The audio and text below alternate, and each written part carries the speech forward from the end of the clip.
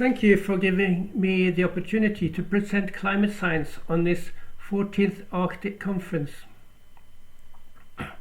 I am Rasmus Benestad from the Norwegian Meteorological Institute, and I will give an overview of climate change in the Arctic over the recent 49 years, between 1971 and 2019, with help from my colleagues Kjetil Isaksen and Michael Gauss. The Arctic climate change can be illustrated by this photo, which shows how climate change thaws permafrost and leaves an imprint in the landscape.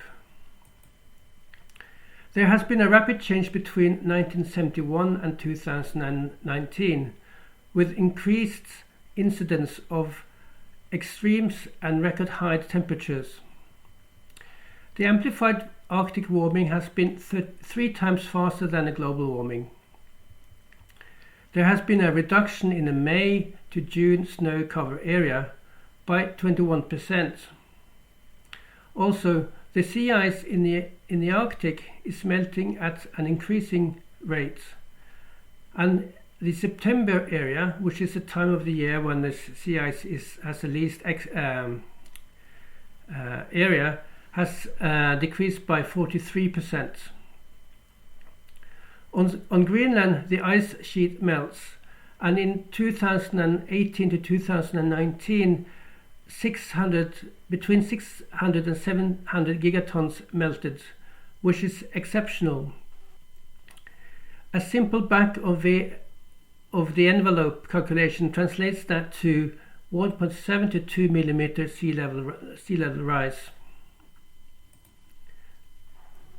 This picture was taken after an unprecedented mild weather episode in Ny-Ålesund in January 2012, and you can see that the ground is covered by thick ice.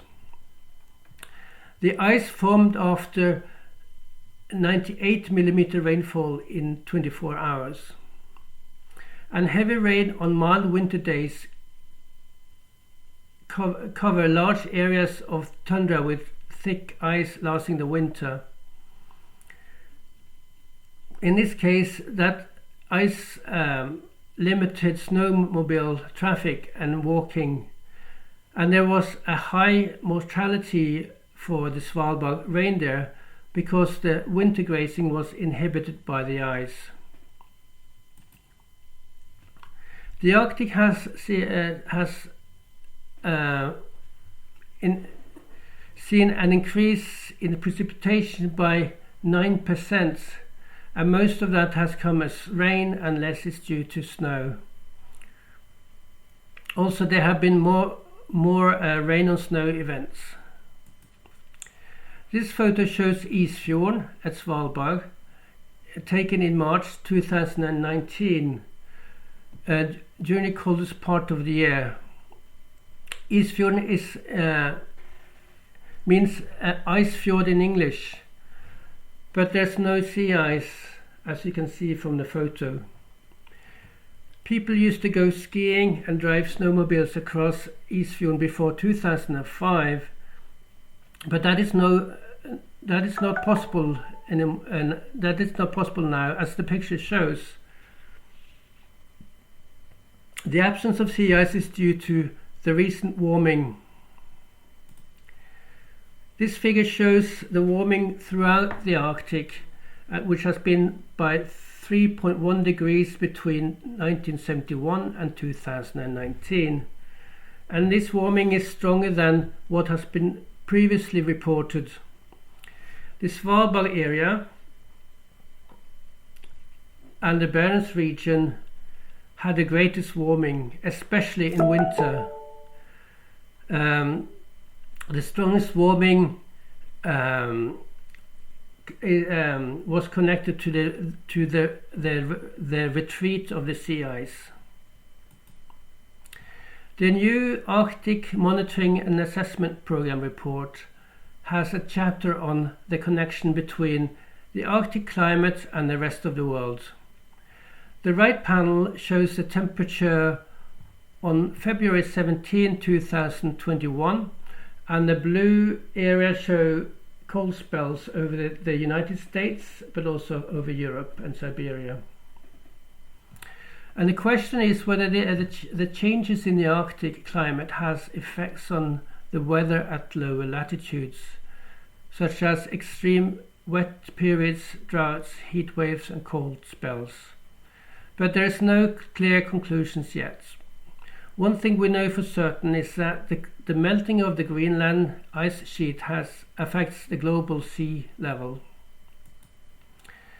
And the Arctic is an ocean surrounded by continents, unlike Antarctica, which is a continent surrounded by oceans.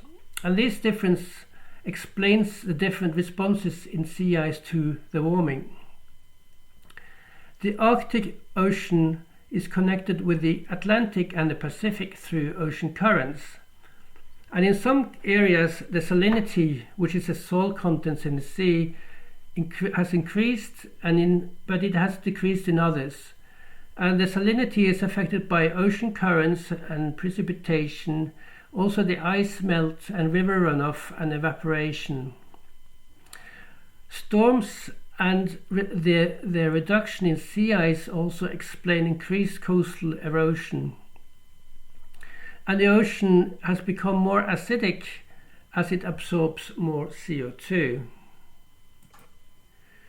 This picture shows a permafrost landscape changing because of rapid warming.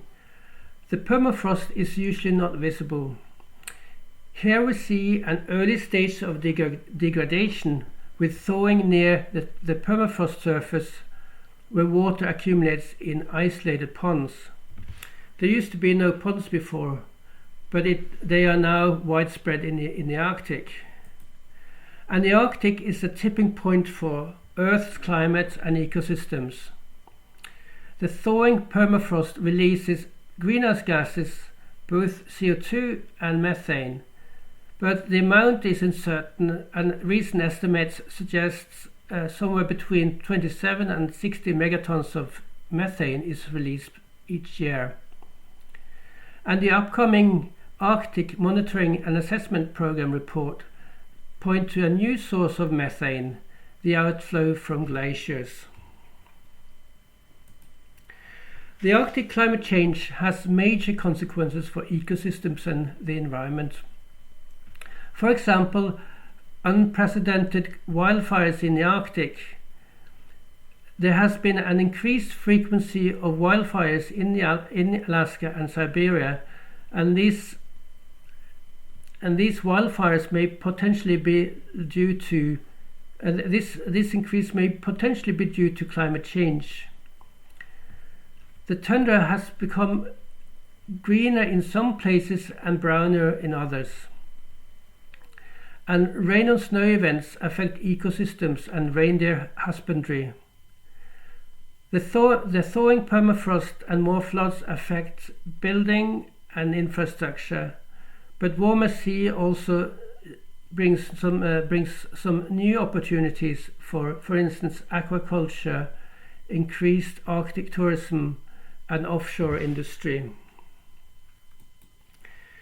For the future, the latest models simulations point to continued increased Arctic warming, but the model results show a spread, and the warming can be somewhere between 3.3 degrees to 10 degrees by 2100, and the precipitation may increase between 36 and 260 millimeters per year.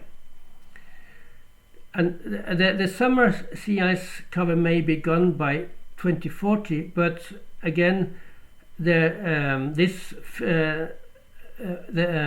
date is uncertain.